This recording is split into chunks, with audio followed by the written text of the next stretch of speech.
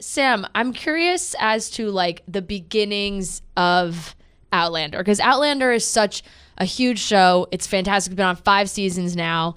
And I love Outlander. Rhea knows. Obsessed with the show, been obsessed for a long time.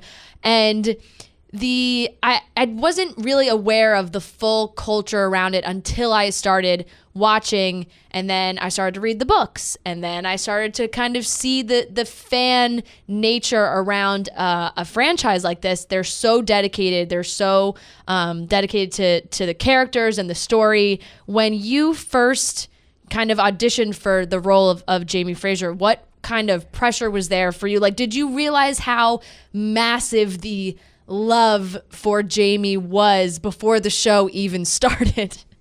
You put it very succinctly. I think no one would know the love for Jamie Fraser. It is, if I'd known about it, I'm not sure. I think I would have definitely thought twice, because he's such a well-loved character. He's one of those characters that people have read about and made their own. And Diana has written so many books about him and Claire. And I think, we were just very lucky that the fans really welcomed us in. They told us when we went wrong, but they also tell us when we go right. And we're so thankful, because they always support us. They support us each season, but also, when we're outside of the show, we do other movies or a charity that we support as well. They always get behind us. So really, it's down to them. It's down to their support that it's been so successful, and long may that continue. Yeah. How did you feel personally about it with a cult following like that? Obviously, it changes your entire life. It's kind of hard to describe, but it does change your life. And I think I feel it more so when I go to America, maybe. I don't know if that's because Scotland were maybe a little more quiet, or we don't let people know. I mean, I think Scotland was slightly slower to catch on to the Outlander effect, but certainly in America, it's crazy when you see a billboard, of yourself where people recognize you. It can be surprising, but it's lovely. I love it when people come up and say hi, and it's certainly a part of being in a show like this that you'd never imagine.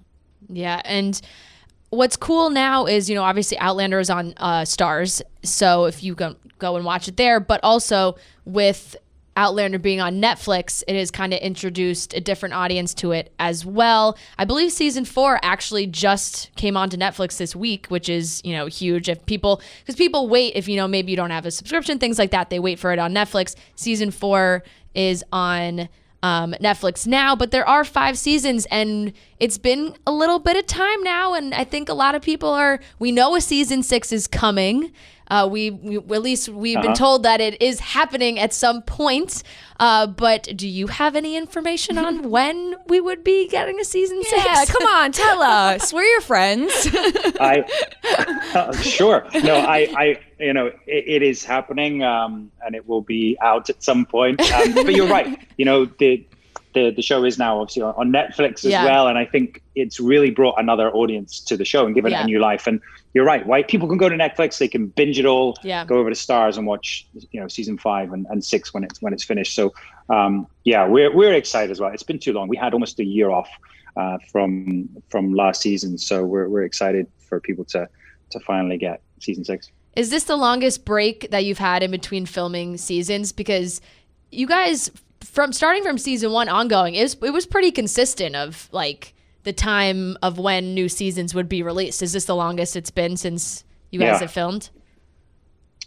Yeah, I think it is. We generally have about 5 to 6 months off, I think. Myself and my co-star Katrina have been really lucky to do other projects as well. And I managed to fill this one with a lot of work. So for me, it didn't feel like it was a big break, but I know that, by the time we get post-production done, it will be a longer break. Right. But yes, we'll get there eventually. We will overcome this.